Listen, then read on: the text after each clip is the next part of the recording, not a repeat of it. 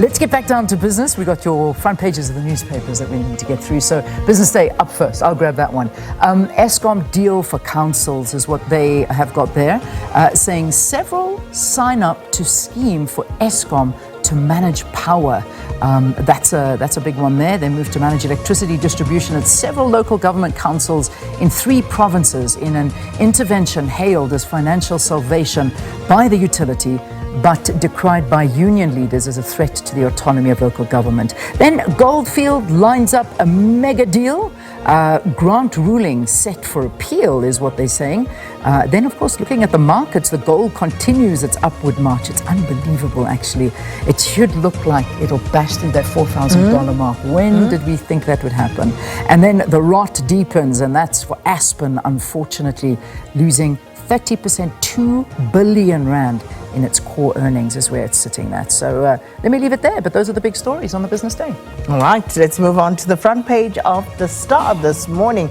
So a picture of P. Diddy, that's Sean Combs, and he's 55 years old, popularly known as P. Diddy, facing multiple counts, including that of sex trafficking, racketeering, and the obstruction of justice. And if convicted on the most serious charges, he could spend the rest of his life behind bars. So that's the big one. Diddy's trial begins as court of explosive sex trafficking claims come to light. And then this one, billionaire bombshell, Motsepe's name in ANC presidency bid. Now, speculation grows as support for Patrice Motsepe builds. A seismic shift is unfolding within the ANC as whispers of a behind-the-scenes campaign to position billionaire businessman Patrice Motsepe as a future president for South Africa.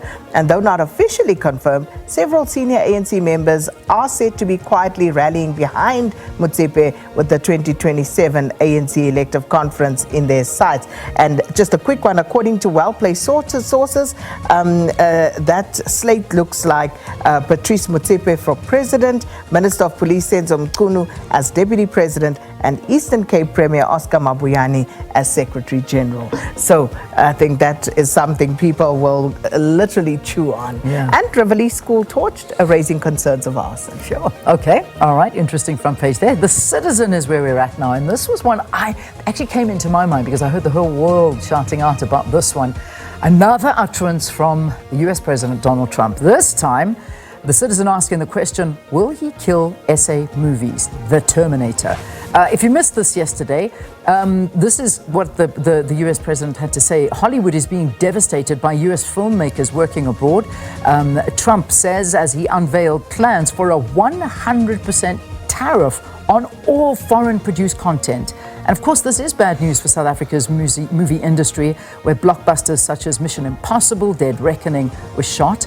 Thousands of South Africans work on sets, but that revenue stream will collapse. It's a horror movie, says one performer. It's massive. It's a massive industry here. And so many come to South Africa to film because it's cheaper, but that's what Trump is saying. You're filming elsewhere because it's cheaper. You will film at home, imagine. Anyway, Pope Mobile, a clinic.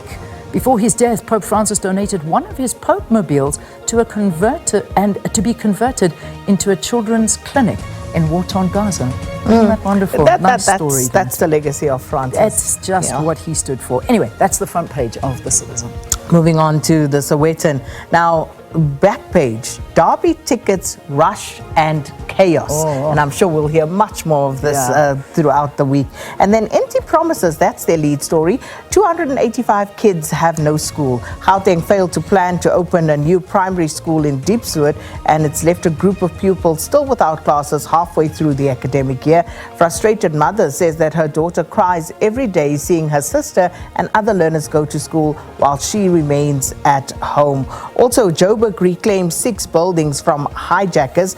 Premier cracks the whip over the 2 million rand laptops, and Dombi returns to host the Mommy Club. So those are some of the stories there. All right, SABC News, visit our website. Make sure that you're kept updated the entire time, and it'll be all available for you here on our website.